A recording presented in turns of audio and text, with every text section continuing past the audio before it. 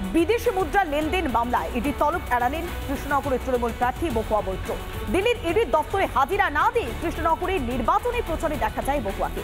প্রচারে বেরিয়ে তদন্তকারী সংস্থাকে কটাক্ষ করলেন সংসদ থেকে বহিষ্কৃত মহুয়া।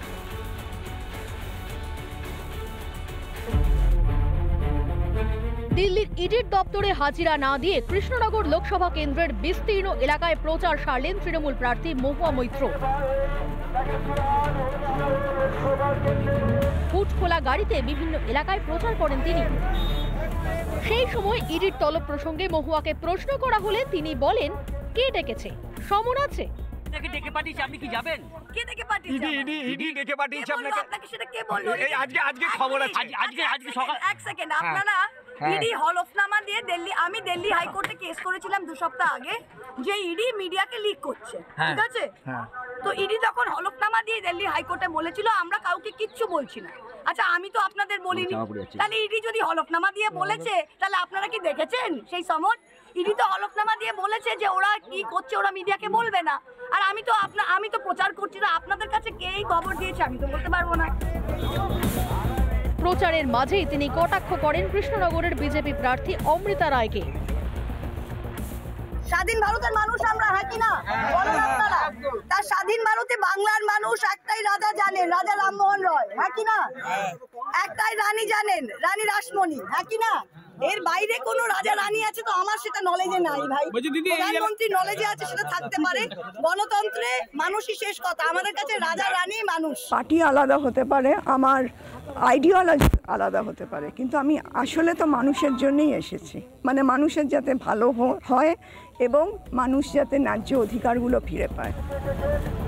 কেন্দ্রীয় তদন্তকারী সংস্থার তল্লাশি নিয়েও মুখ খোলেন মহুয়া মৈত্র। বিজেপির কাছে ওরা আমার প্রতি এত আকর্ষিত, ওরা বারবার আমার কাছে আসে, তা আমার খুব ভালো লাগে। সেদিন সিবিআই এসে খালি হাতে ঘুরে গেছে, আবার ইডি আসবে, সবে তো শুরু। ইডি আসবে, আইটি আসবে, প্রধানমন্ত্রী একবার এলেন, অমিত শাহ আসবে, কত নেতা মন্ত্রী আসবেন। আমি তো বলি কৃষ্ণনগরে আসেন, সরপুরিয়া খান, ভোটটা আমার আরো ভালো।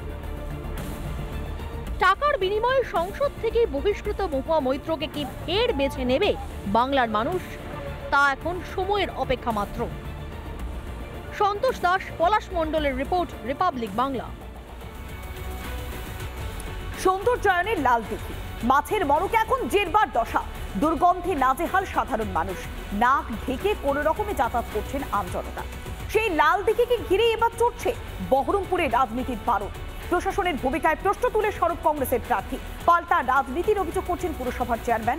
কিন্তু অভিযোগ আর পাল্টা অভিযোগের মাঝে আদৌ কবে সমহিমায় ফিরবে লাল দিঘি, সে প্রশ্নই করছে আমজনতা।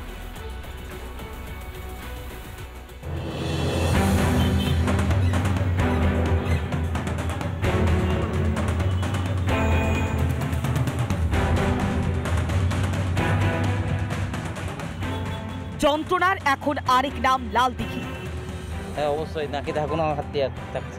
আমরা চাইছি পরিষ্কার হোক, লাল দিঘি পরিষ্কার হোক। বহরমপুর শহরের একেবারে প্রাণ কেন্দ্রে রয়েছে লাল দিঘি, অর্থাৎ সুভাষ সরোবর। যে সুভাষ সরোবরে সম্প্রতি বেশ কিছু মাছ মারা গিয়েছে। কী কারণে সেই মাছের মৃত্যু হয়েছে সেই প্রশ্নের উত্তর যদিও এখনও অধরা। তবে এই মাছ মারা যাওয়া নিয়ে স্বাভাবিকভাবে শুরু হয়েছে রাজনৈতিক চর্চা। বলা যেতে পারে লোকসভা ভোটের মুখে এই লাল দিঘির মরা মাছ যেন একরকম রাজনীতির ইস্যু হয়ে দাঁড়িয়েছে। কেন মাছের মরক? পরিস্থিতি সরেজমিনে খতিয়ে দেখতে আসরে নামেন অধীর রঞ্জন চৌধুরী। লাল দিঘি এখন দুঃস্বপ্ন। প্রশাসনের বিরুদ্ধে ক্ষোভ উগরে দিয়ে মন্তব্য করলেন প্রদেশ কংগ্রেসের সভাপতি। লাল দিঘির আজকে দুঃস্বপ্নে রূপান্তরিত হয়েছে। এটা শহরের মাঝখানে একটা সুন্দর স্পট, এটা কিন্তু দুঃস্বপ্নে রূপান্তরিত হয়েছে। অথচ কোনো ব্যবস্থা নেওয়া হচ্ছে না যার দ্বারা এই বিষয়টাকে এখনই সমাধান করা যায়। পাশে থাকে ডিএম, তাও তার মাথা ব্যথা নেই। পাশে থাকে এসডিও, তাদের মাথা ব্যথা নেই। শহরের মানুষের দুরবস্থা শেষ নাই। এই এলাকায় সারা মুর্শিদাবাদের লোকরা আছে, তাদের জন্য ভাবার কেউ নেই। ভোটে হার নিশ্চিত নিয়ে অকারণ রাজনীতি, পাল্টা তো বহরমপুর পুরসভার চেয়ারম্যান।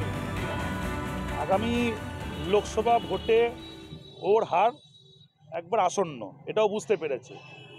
বহরমপুর হাত থেকে চলে গেছে। রাজনীতি করার জন্য এবার ও জল স্থল আকাশ খুঁজে বেড়াচ্ছে। একেবারে প্রাণকেন্দ্রে লালদিঘি, সেখানে এত মাছের মৃত্যু কিভাবে হলো? রাজনীতির কচকচানির বাইরে বেরিয়ে সাধারণ মানুষের হয়ে প্রশ্নটা কবে উঠবে, এই প্রশ্ন কিন্তু ইতিমধ্যেই জোরালো হচ্ছে। কতদিনের মধ্যেই দুর্গন্ধ থেকে মুক্ত পাবে বহরমপুরবাসী, উঠছে সেই প্রশ্ন। মুর্শিদাবাদ থেকে ইন্দ্রাশিস বাগচি, রিপাবলিক বাংলা। এবার রামরাজ্যের হয়ে সওয়াল করলেন কংগ্রেসের প্রার্থী। প্রচারে গিয়ে রায়গঞ্জের কংগ্রেসের প্রার্থী আলী ইমরান রামরাজ্যের হয়ে সওয়াল করেন। তিনি বলেন, দেশের প্রকৃত রামরাজ্য হলে কারোর কোনো অসুবিধা হবে না, কোনো নারীর ক্ষতি হবে না। যদিও রায়গঞ্জের কংগ্রেসের প্রার্থীর দাবি, কিছু লোক জয় শ্রীরাম ধ্বনি নিয়ে রাজনীতি করছে। অযোধ্যায় রামলালার প্রাণ প্রতিষ্ঠা অনুষ্ঠান কার্যত বয়কট করেছিল কংগ্রেস, আর সেই কংগ্রেস প্রার্থীর মুখে এবার রামরাজ্যের কথা।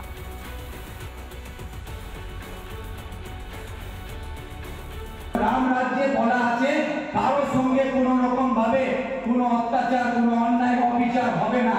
সবাইকে সম্মানের সঙ্গে সবাইকে মানুষের মর্যাদা দিয়ে রাখা হবে। সেখানে কোনো রকম ভাবে মানুষের উপরে কোনো অন্যায় অত্যাচার, নারীদের উপরে কোনো অন্যায় অত্যাচার হবে না, অবিচার হবে না। এটা হচ্ছে রামরাজ্য। সেই যদি रामराज्य प्रकृत है, कौन मुसलमान है जिसको एतराज होगा? भाई श्री राम का नारा लगाकर आज के नौजवानों को गुमराह किया जा रहा है। মিথ্যাচারের একটা সীমা থাকে। যারা রামের অস্তিত্বকে নিয়ে প্রশ্ন তুলেছে, তারা রামরাজ্য, রামকে নিয়ে কোনো কথা বলার তাদের কোনো নৈতিক অধিকার নাই। যারা একটা সময় বলেছে রাম ডাজ নট এক্সিস্ট, আজকে ভোট বৈতরণী পার হওয়ার জন্য সেই দলের টিকিট নিয়ে আর তিনি রামরাজ্যের কথা বলছেন,